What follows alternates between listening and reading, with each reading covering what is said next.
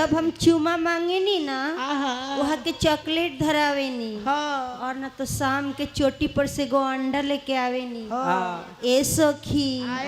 खोच दे हमार ढोड़िया पे गिरा देनी अंडावा ओकरा बाद लबेर के ना ओई पर आमलेट बनावेनी साफ हटाव केहू बायो तने घुमो कहतर बूढ़ा की मोटा गोइल बड़ू अब निमन लगतारू मोटाई ना भातार के खाता नी पहले नैहर के खात रहनी तो कैसे मोटाई कहतारी चुमा मांगी तला के चुमा मांगी तला के दिला चॉकलेट हो बलमुआ पगलेट हमारो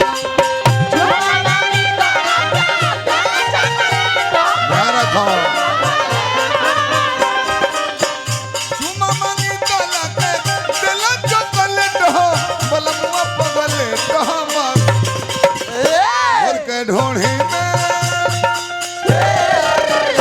घर के ढोढ़ी में बनावे ऑमलेट हो बलमुआ पगलेट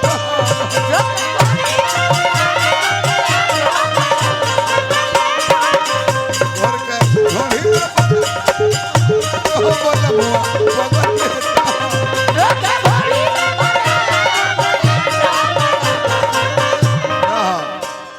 बूढ़ा भाई हम नया मेटर कहले ढोड़ी इतना गरम रहता कमलेट बन जाता तोहरो यदि एक जवाब देवे के होके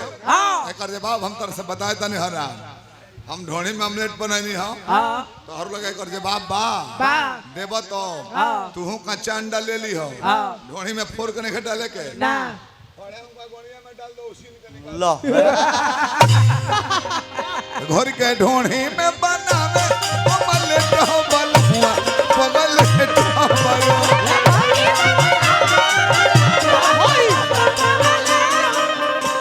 मरद मनीष यादव जी बहुत बहुत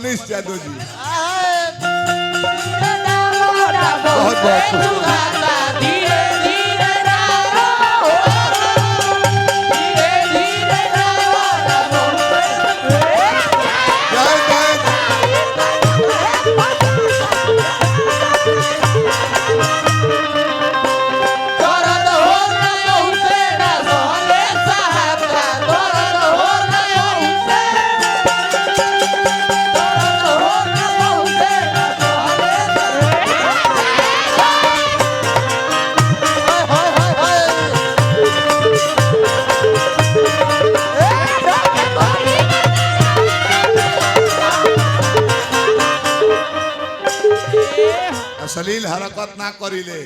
मुखिया जी यूट्यूब वाला डाल दिलो मेहरारू यूट्यूब चलावे ले जहिया देख ली एक दिन देखला रहे खाली हेंगा कान पर हाथ धोई तो खिसिया गोल कहते के व्यास जी ने के कहो ए लंगड़ भाई चोदनी ते लंगड़ कहता रहे हमरा के चुप गाना गाने जाते हो गाना चाहिए ना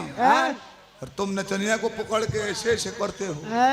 ये क्या है हमका सुना रोल हो देखो चुप नचनिया के पैसा देता रहा छुआता रहा हंसता रहा ओकरा में सेंट मारल बा हमरा में को हुकिरवा पड़ल बा आइयो तब से हम डराइले से आई लो छुआता तो मजबूरी में छुप पड़ा मनीष यादव भैया बहुत बहुत पुरस्कार देने हैं वहाँ का नाम पर हमारा शैलेश राय जी पुरस्कार दिला मुझे टेक्निक सिखाओ आइए सखी रात भर में कई गो स्टेप बतावे नी जान तरुका कबो भूया कबो ऊपर कबो नीचा कबो ऊपर कबो भूया कबो पालम पहलवानी करेला तो हमारा से भेंट मत करी हो ऐसे कि हम ना हैं ना हमारा गुड़ में कमी बा एक बार माँ बन के व्यवस्था देत रहनी छील के पलंग के नीचे गिर गरनी तो हम एगो स्टेप सीखनी चीते सूत जा आ मुड़ी तर के तकिया डांट तर लगा लो ऊंचा हो जाई आ तब तू रामदेव बा कसरत शुरू करो बाकी हम मनीष भैया हम एगो देखनी नु पहले ना देखत रहनी चीते सुतला में देखनी आँख तक खुले रहे का जाने का एकरा होत रहे और एक्सरसाइज में कोहरापन हम ना देखनी हमारा नाम बुझाइल कि एक्सरसाइज कैला से देह दर्द करता है का होता कहतरी कतनो सिखावतानी हम टेकनी कहो कतनो सिखावतानी हम टेकनी कहो बूढ़ा भाई हमार परम प्रिय हमें जूली इनका जस केहू के ना मानिल नहीं कलाकार हमें आवाज कम हो हमें मानत नहीं बाकी नाच कूद के बात कह के अपन जमावे ले कैसा हूं तई हमरा अच्छा लगल हम वही ब्यास से गावे चाहिए जे हमरा के दाबे के प्रयास करे ताकि हमहू ओकर जवाब दी अभी नहीं तू बोल 20 तले वो 17 गा के बैठल बड़े मुंह चुखा को तले तोहरो भस जाई उनको भस जाई बियाह भइल नहीं को ससुर ड्रेसिंग टेबल डरले शीशा वाला अच्छा निर्मला भाई शीशावा जानता नहीं होशियार आदमी बेडरूम में शीशा ना लगावेला ना ना ड्रेसिंग टेबल ना लगा यही अपना पैरवे को और गोंतरिया को और लगा दे हले सुहाग रात के दिन ये कहले फोन पर हम कैसे जान कैसे लंगटे को दे हले मौगी अच्छा अरे नंगा अपना हो लंगटे हो गइले आ मां बन के दोनों गुड़ कान्हा पर धो के जेउ रन बनावे शुरू करता रहे मौगी हंसते के कोनो मर्द के क्रोध भरी काहे हंसले हरे काहे रे मर्द लजाला करा रोए के चाहे नु काम काम लगे लगे लगे लगे 12 बजे दोबारा काम लगौले 8 रन बनौले अब बोले से विकेट चल देले रहे पहले फिर हंसते के अरे कहाँ हंसले रे रे भोसड़ी हम रहुआ पर ने किया सब अपना पर अरे वो काम लगाई चालू करी 4:30 में जाड़ के मौसम रहे फरवरी में बियाह कइलर ले सरव आई रहे ते बारा जब काम लगोले फिर हंसते के भाई लबदा मादे उठा ले ला लबदा बैगन कुचे वाला कहाँ हंसले हो बोलना तो मारो मारो हम करे चुप रहे हम अपना पर की हंस के करा पहसत रे रउआ पर हंसता नहीं हां रउआ माँ बन के जब रोन बनावता नहीं नु हां सामने ही शीशा धइल बा शीशो में लौकता का करती कहले एकर माने तो वो जो हतिया कि दोन हम खाते हैं तो ओकरो भेटा है बढ़िया बुझा तो सिर ना ले ले ई ना कहीं कि भगवान के व्यवस्था ऐसन बा यहाँ के हेने देले बड़े और वहाँ के ओने देले बड़े तो इतना महुआ है कहो लोग बा भगवान कहले कि ना एक खातिर दूसर जो है गलती करने निर्मल बेंचो जी ही मत वाला सुतला में खाली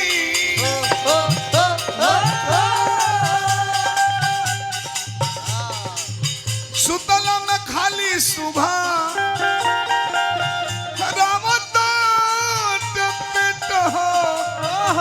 बलमुआ पगले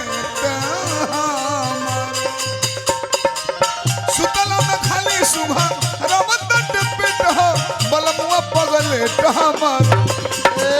घर के ढोढ़ी में घर के ढोढ़ी में बनावे अमल हो बलमुआ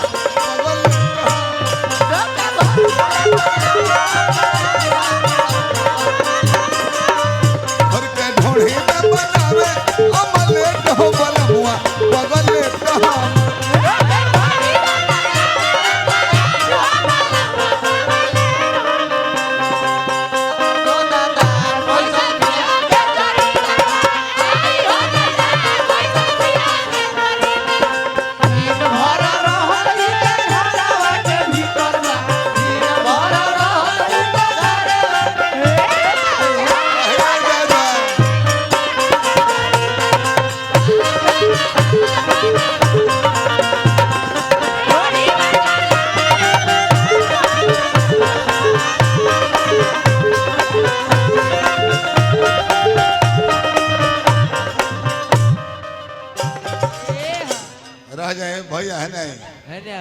ना बूढ़ा तू है ना वो बूढ़ा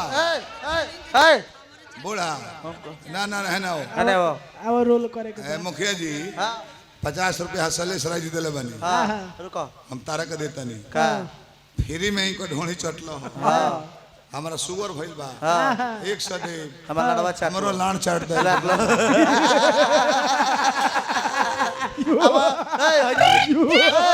हे देबा हे देबा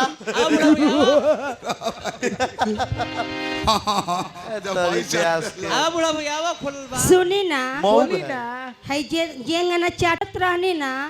बुझात रहल कौन नवजात शिशु अपना माई के दूध पियो हमने में ही कुल ना होला ई गलती तू कहबू उनका के उनको न जाने कोई हमरा हमने के वैसा ना है जा कि देहज मजाक कर ले जा दुआरा पर माई बहन के गाड़ी हमरा के दे लगा सी हम इनका के देबे लगी तबे मुखिया जी बन कर देहज मजाक करो बूढ़ा कहो अब उनका के माता जी कहबू तो हमरो चाचिए के कहलो ना ई कुल होई तो हमरा गनई छोड़े के पड़ी ई कुल गौनई उनका के ना बूढ़ा हमरा कहीं हंसी मजाक में हम इनका कहो विजेंद्र बाबू बड़ी एगो निमन बात कहला नहीं बबुआ विजेंद्र बाबू बड़ी निमन बात कहनी कि ब्यास लो आपसे में गाड़ी करता अभियंता करिया धले बूढ़ा के बूढ़ा अभियंता के आ कहियो हमरे घरे ठहरे के मौका मिलल तई कावना मुहे हमरा माई के कहे के माई गोल लगता चाय पियब जकावना हमरा माई के गोरी होले बड़ो हम तारा बहन के कावना मुहे को हम के बहन राखी बांध दो तारा बहन के गोरी होले बनी ई ना चाहे पारिवारिक बात मत लेवो हमनी के देह जे मेरा भर खेला को दे हिंका के गोरिया इनका द्वार पर जाए के मौका ना लगी हो बूढ़ा के द्वार पर साल में 10 बेर जाई ले जा इनका द्वार पर मौका लागेला तो गाड़ियों पर ना जाई ले जा थुथुन वाला खोसी बनावे ला लो ओकर चमड़ा कटला सना मेटला लगी से खावे के परला हिर हिर पाइस पाइस बाकी बूढ़ा भाईवा भी है होशियार कहले कि भैया आओ पनीर बनवाओ तने हम बड़ा शौक से गईनी आ कलाकारी कह जाए बूढ़ा भाईवा बो के अलुया छील के आतना हिसाब से चरकूटा काट काट के बराबर कह दे बुझाओ के पनीर हो बसधर के बेटी थाली में चलल सारा जना खुश पड़े कि बाप रे होते होते पनीर बा आ केहू से केहू बोलल ना जब पनीर मुंह में डालल आलू के स्वाद आई का हो बबुआ कैसन बा तेरे महाराज विदेशी पनीर चाइनीज पनीर कहता रे कि ऐसे तो हरो घरी करेला तमाशा ऐसे तो हरो घरी करेला तमाशा मनीष भैया बाकी नासा में रहेला तो हो जाला लाशा नासा में रहेला तो हो जाला लाशा शैलेश भैया हमारा एको बार ना देबे अब एक मत कहा रघु भाई बनी अच्छा मनीष यादव जी के पाहुन जी मनीष भैया आप राउर फर्ज बनता है दुगोला का जवाब दी हो मनीष भैया राउर फर्ज बनता ऐसे तो हरो घरी करेला तमाशा तमाशा बाकी नासा में रहेला तो हो जाला लाशा नासा में रहेला तो हो जाला लाशा ए मुखिया जी और मुड़िया छिलवले बड़े भैया एगो उनका बगलवा में एक जना बैठल बड़े हो ये उनका से ठोक के कहत रहे कि यार शैलेश भैया के बहनोई यही मुंह पो बहुत बहुत पुरस्कार जानी मुखिया जी हो ठोकले हैं उनका कहे मुखलर वाला के यार ए यार भले लंगड़ बा ए लंगड़ा के कतना मजा बा हाय हाय पैसों कमाता विदाइयो ली नए नए नचनिया लोग के फेरवट करत रहेला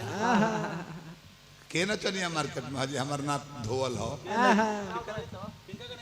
पिंकी हाय हाय जूली हाय हाय रिमझिम रानी हाय माई ममता अरे राम भाई तारा में आज ऐसे कि बढ़िया राजपूत अहिर के दल में जे रही अपना सुअर हो जाई हे ओहिर के खड़ा कर दी साफ बुझाला कि गदहा वाला हो जिन जाने के छू दले बा उ भाग जाला लो एगो नचनिया ले आइल बड़े सबका से बोलवई हो हे ओहिर से ना ना जोने की ने लगे ऐसे कि उ मर्द हो आधा घंटा व्यवस्था देहले के बाद ओई पर टंगले बस स्टैंड में ले जाला बस स्टैंड सीट पर हेंगा बूढ़ा भाई को कुंवार रहली हम अपना जीजा जी के संग जात हली बस में भीड़ रहे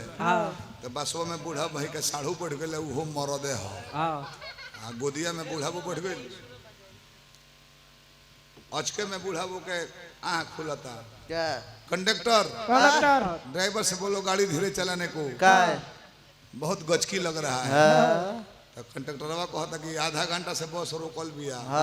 आँखिया खोल के देख का भइल बा बस के गचकी थोड़े हो ना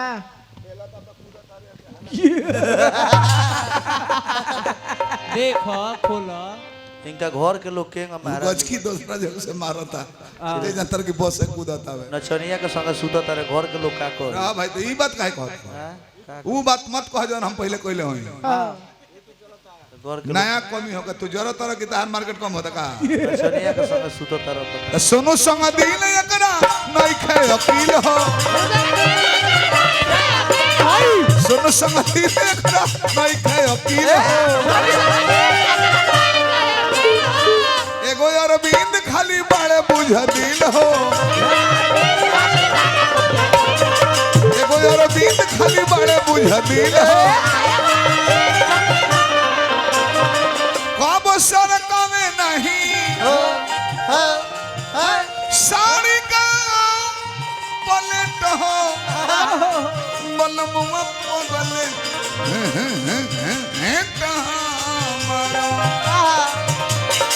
कब सर कमे नहीं साड़ी का पलट हो बलमुआ पगले घर के ढोढ़े में राजा जी घर के ढोढ़े में बनावे अमलेट हो बलमुआ पगले के घोड़ी में बनावे अमलेट हो घोड़ी में लागी बूढ़ा जी हाँ मुखिया जी राउर इज्जत हमा कर रखनी हन अभी भी भाई के इज्जत रखनी हो ऐसा ने मित्र बड़े हेमंत गिरी अब एक दो गाना इनको गवा के ऐसा सकर है बैठे जा अभी हमारा विवेको राय जी न्योता में नहीं गई रवा चलते जबकि यहाँ के परम मित्र